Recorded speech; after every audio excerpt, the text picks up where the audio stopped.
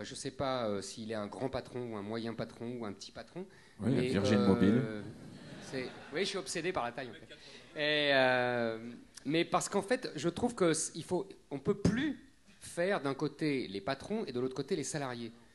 Parce que, et moi, je ne vous ai pas trouvé démago avec cet appel. Vous m'avez fait rire au moins pendant mes vacances, donc c'était assez bien. Je suis ravi. Parce qu'on ne vous avait pas demandé de vous augmenter de 300%, 500%, 1000%. Avant de dire imposez-moi, personne ne vous a obligé à avoir des telles augmentations de salaire. Et quand je vous dis vous comprenez bien que ce n'est pas vous que je vise. Quand vous dites il y a certains patrons qui ont déconné, non. Il y a un système des grands patrons du CAC 40 qui, profitant Monsieur justement... Zemmour, le CAC 40, c'est 40 entreprises. C'est déjà pas mal. Oui, d'accord, mais il y a 1 million d'entrepreneurs en France. Ne parlez pas de 40 entrepreneurs. Mais c'est ce que j'ai vous dit au début. J'ai dit il ne faut plus mettre les patrons dans le même sac. Il y a les grands patrons, il y a Carlos Ghosn qui gagne 9 millions d'euros par mois. Son prédécesseur... Vous êtes sûr ? Par an, c'est mieux. Bon, alors, excusez-moi. C'est déjà pas mal, ça me fait penser aux footballeurs. Donc, quand vous avez parlé des footballeurs, vous avez tout à fait raison. Et son prédécesseur gagnait 11 millions d'euros par an, Schweitzer, celui qui donne des leçons de morale à tout le monde. Mais c'est... Comment ? Il était payé à la halte. Voilà. C'est pour vous dire, je sais parce qu'il est venu témoigner contre moi, donc je tiens... Parce qu'il a fait un procès lui aussi. Voilà. D'accord.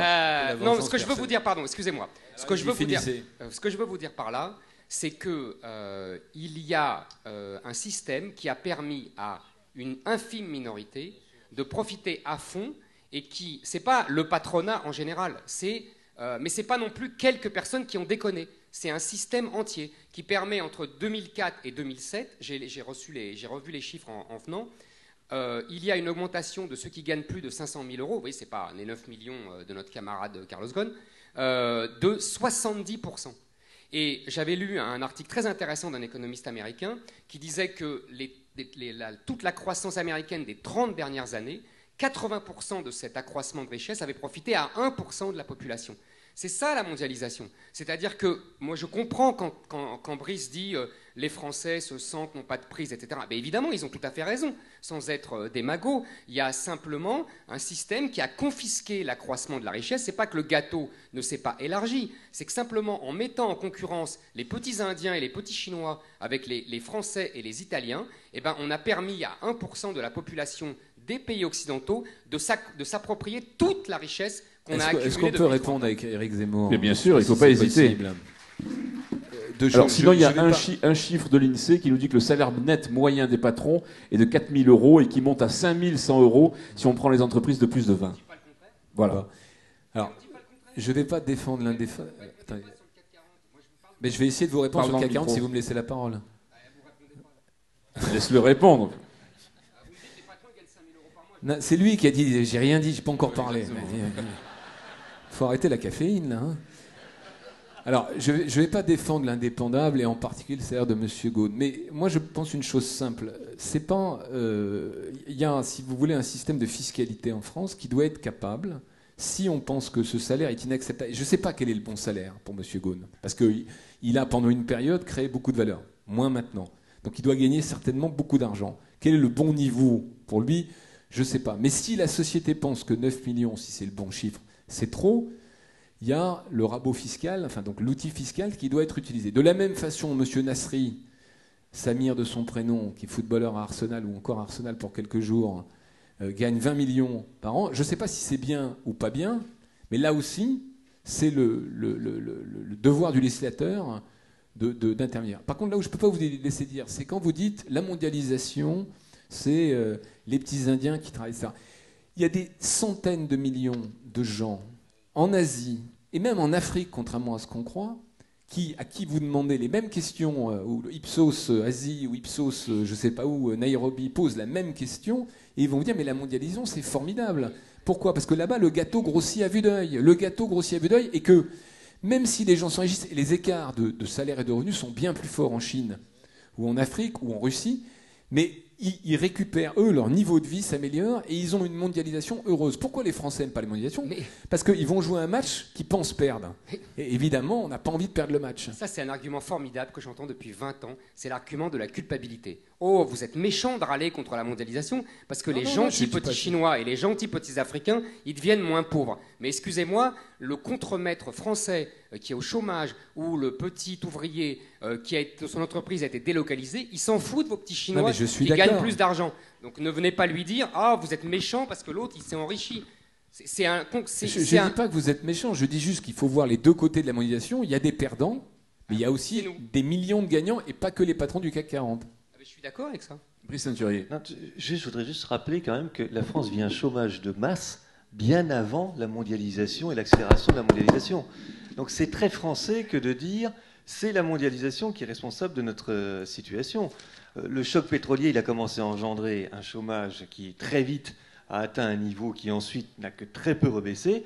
On n'était pas dans la mondialisation et dans la levée des barrières. Tu remarqueras, Brice, que je n'ai pas parlé de chômage. J'ai parlé de perdants d'un système, c'est-à-dire que des gens qui voient leur situation économique baisser.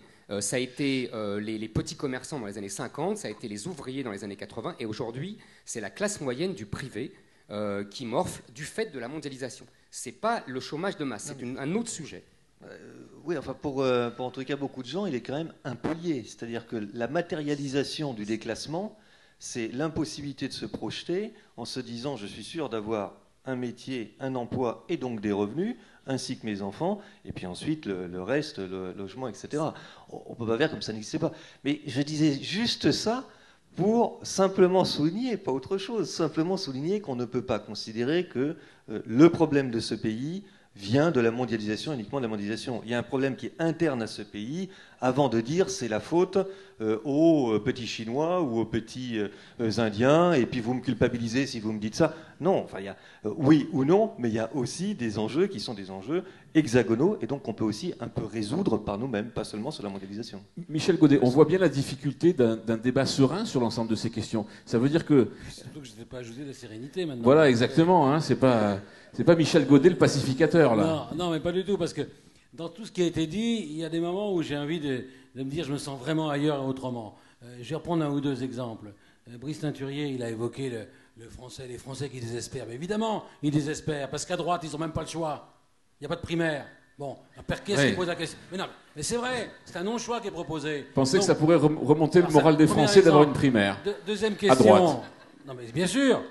Il y a un traitement inégal des électeurs suivant qu'ils sont de gauche ou de droite. Entre Sarkozy et Sarkozy. Ils ont le choix. D'ailleurs, moi, je vous propose, j'ai longtemps que j'ai dit au patronat, voilà, allez voter aux primaires socialistes pour le candidat le plus libéral des socialistes, c'est-à-dire en l'occurrence Manuel Valls. Bon. C'est le seul qui a reconnu à voix haute que les 35 heures, c'est une connerie. Godet, bon. D'ailleurs, quand on est arrivé, il y avait des manifestations qui demandaient des primaires à droite, des primaires à droite. Moi, j'ai vu quand je suis arrivé. J'ai pas vu, mais c'est pas toi qui voulais, non, j'en sais rien. Bon. On m'a dit que c'était toi qui voulais. Bon. Alors, deuxième chose qui me choque un petit peu, mais je le dis gentiment. Moi, je ne me sens pas du tout un Parisien, Parigot tête de veau. C'est-à-dire, ce côté débat d'intello qui se renvoie des références biblio qu'on n'a jamais lues, qu'on lira jamais, bon, hein, et auxquelles personne ne comprend rien, même s'ils ont raison, on ne donne pas envie de les suivre. Parce que la réalité concrète... Non, la réalité concrète, c'est de l'anti-intellectualisme à côté d'une dame aussi charmante, c'est honteux. Non, c'est que... Laisse-moi finir, chacun son tour. C'est pas ça le problème. Le problème, c'est que moi, j'ai horreur des intellectuels. Les gens qui vous disent à la télé, je vous parle en tant qu'intellectuel, comme si les autres réfléchissaient pas. Moi, je suis un homme d'action qui réfléchit. Chacun d'entre nous est capable de comprendre le monde dans lequel il est. Et ce qu'on comprend, ça a été dit implicitement, c'est qu'il faut cesser de chercher des boucs émissaires. Alors, les boucs émissaires dans la mondialisation, moi, je suis d'accord avec ce que tu as dit. C'est-à-dire qu'effectivement, j'étais au Brésil il y a quelques semaines. Pour eux, mais le monde est merveilleux. Il y a une croissance sans précédent, c'est l'espoir. Je ne parle pas du fait qu'il y a 30 ans, moi, j'ai vécu le mur de Berlin, le monde coupé en deux, rouge d'un côté, bleu de l'autre, hein, la barrière de l'OTAN, etc. Et le monde dans lequel on vit aujourd'hui est un rêve par rapport à ce qu'on imaginait en 70.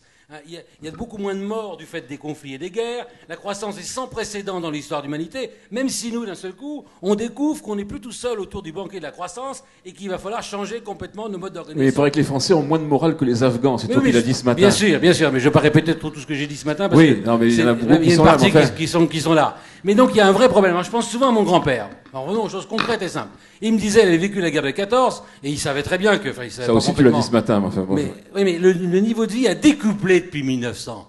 L'espérance de vie a augmenté de 44 ans depuis 1900. On ne peut pas dire que tout se dégrade. Ça a augmenté de 5 ans depuis 1980, et ça va encore augmenter de 5 ans d'ici à 2030. Comme j'ai dit ce matin, ça vaut le coup d'attendre. Bon. Tranquille. On respire. Bon. Alors... Non mais moi je crois à ce que je dis, donc j'ai la passion. Hein, bon. Et donc je le dis avec mes mots. Ah bon, elle a fait des palpitants. Bon, ça pourra s'arranger à la récré. Et donc il y a un vrai problème dans ce pays. Arrêtons de pleurer la bouche pleine. Mon grand-père me disait, votre problème, c'est que vous manquez de rien. On se rend compte aujourd'hui que l'accumulation de biens ne nous a pas rendus plus heureux. Nous avons 50% de niveau de vie en plus qu'en 1980 en PIB par habitant. Les pauvres, au sens monétaire du terme, ce qui est une aberration, les fameux 8 millions de pauvres. Hein, parce que vous savez, c'est ceux qui gagnent moins que 60% du revenu médian. Donc vous doublez le revenu de tous les Français, vous diminuez pas le nombre de pauvres. C'est n'importe quoi ce que racontent les économistes. Je peux le dire puisque j'en suis. Bon. Et ils le disent pas. C'est comme tous mes copains qui ont rejoint Martine ou François Hollande qui me dit je suis d'accord avec toi pour les 35 heures mais je ne dirai pas à la télé. La vérité c'est que si on veut créer de la richesse aujourd'hui, il faut remettre la France au boulot. Et moi ça fait des années que je dis, il va falloir travailler plus pour espérer ne pas gagner moins. C'est ça qu'il faut dire aux Français. Et le mal est en nous. C'est pas un peu démago devant des patrons de dire ça parce qu'ils sont forcément d'accord là-dessus. Parce que les patrons, ils sont pas tous comme lui à dire dans la radio, moi j'en ai tellement que je peux en donner, on m'en prend pas assez. La vérité c'est qu'il y en a beaucoup. 96% des patrons de ce pays sont des moins de 20 personnes. Sur les 2,7 millions, il y a 1,7 million solos qui font pas le risque de l'embauche parce qu'ils n'ont pas été formés pour ça, parce qu'ils n'ont pas fait les écoles de commerce et tout ce qu'on veut. Donc il y a un vrai problème aujourd'hui. Ceux qui se jettent à l'eau souvent, c'est parce qu'ils n'ont pas eu de leçon de natation. Et donc il y a un vrai déficit. On marche sur la tête dans notre système, hein, complètement. Et il y a aussi des petits patrons qui se sont pas payés durant la crise pour garder leurs effectifs, leur personnel. On le dit pas assez, ça. On le sait tous. Hein. Alors effectivement, les Mincs et les autres qui disent « Moi, on m'en prend pas assez, les gars, allez-y ». Bon, ils se moquent du monde. Non, mais j'espère bien. Ça, c'est un point commun qu'on a. Hein. Godet à la présidence du MEDEF. Mais arrêtons, chacun son métier. Bon. Et donc, je crois que de ce point de vue-là, il faut se réjouir de cette crise. Le mal est en nous, les solutions aussi. On est le seul pays qui pose des problèmes. On est le seul dans les pays développés à se méfier de l'économie de marché. On a une tas d'exceptions françaises. On est le seul à avoir aujourd'hui les 35 heures. C'est ce que j'avais dit à Martine Aubry, là je me répète par rapport à ce matin. Quand on a une bonne idée et qu'on est la seule à l'avoir, c'est qu'elle n'est pas si bonne que ça. Arrêtons d'avoir l'exception française. Arrêtons de faire ce que les autres ne font pas et mutualisons les bonnes pratiques. Et là, je voudrais aussi apporter un correctif. Il y a la mondialisation, elle est la même pour tous. On peut espérer une nouvelle meilleure gouvernance. On peut vouloir que les choses s'améliorent. Moi, je me réjouis du printemps arabe. Mais à mondialisation comparable, à contraintes comparables, il y a des pays aujourd'hui en Europe, je pense aux Pays-Bas, qui ont un taux de chômage 2 fois moindre que le nôtre. Comment font-ils? Pourquoi pas nous? Il y a aussi la Grande-Bretagne dont on parle souvent. Ils ont un taux de chômage de 2 points inférieur au nôtre. Même s'il y a des inégalités trop fortes, ça je vais en revenir sur les inégalités, parce que je crois qu'il faut les combattre. J'ai pas complètement fini ce que je voulais dire. Donc la mondialisation, aussi chez nous, en France, et c'est ce que je fais dans mon travail sur les bonnes nouvelles des conspirateurs. C'est-à-dire qu'il y a des endroits où le taux de chômage, je pense à la Mayenne, je pense à la Vendée, je pense au Touche-Choletais, etc., où le taux de chômage, où l'Ain, où le taux de chômage est aussi de 5% en France. Donc il faut se poser la question de la mutualisation des bonnes pratiques, la contagion des initiatives, et arrêter de vouloir penser la France d'en haut, la regarder à la jumelle par les Jacobins qui sont à Bercy ou ailleurs, ou dans les cercles intello. Il faut regarder, mais oui, bien sûr, il faut regarder ce qui marche sur le terrain et essayer d'organiser la contagion des initiatives. Donc je suis girondin et pas jacobin. Et ça, on a du mal à trouver des girondins, que ce soit à droite ou à gauche. Donc la France malade de ses élites. Alors, elle est malade du gigantisme. On fait des métropoles. On a tous mythe de la taille critique, y compris ici. J'ai vu qu'on se réunissait avec Marseille et Aix, une nouvelle université au nom du classement de Shanghai. En croyant qu'on va être plus gros, hein, on va être plus fort. C'est pas vrai. Ils en sont très fiers de ça. Les petits pays les plus compétents en Europe, c'est la Finlande, par exemple. Ils sont petits. Et en plus, le réchauffement, pour eux, c'est une bonne nouvelle. Hein. Bon. Alors, non mais arrêtons cette espèce de mythe. Le gigantisme des grandes tailles. Il y a des entreprises qui sont performantes à l'échelle mondiale. Je donnais l'exemple de Beaumanoir ce matin à Saint-Malo. Ce qui les a sauvés et les a maintenus performants, c'est d'avoir gardé leurs racines. Et ce qui est important, c'est d'abord de créer du lien. Et un des problèmes qu'on a avec la société capitaliste, c'est qu'on a accumulé des biens qui ne sont pas porteurs de lien.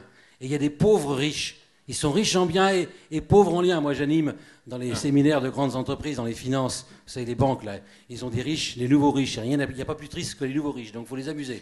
Hein. Bon, oui. Il y en a beaucoup en Russie, il paraît, oui. Non, mais chez nous aussi. Oui. Il y a Paribas Finance, etc. Il y a des clubs de nouveaux riches. Ils ne sont pas nés riches, donc ils ont envie de jouer aux boules. Ils ne savent pas jouer au golf, si vous voulez. Ils ont un problème culturel. C'est ça.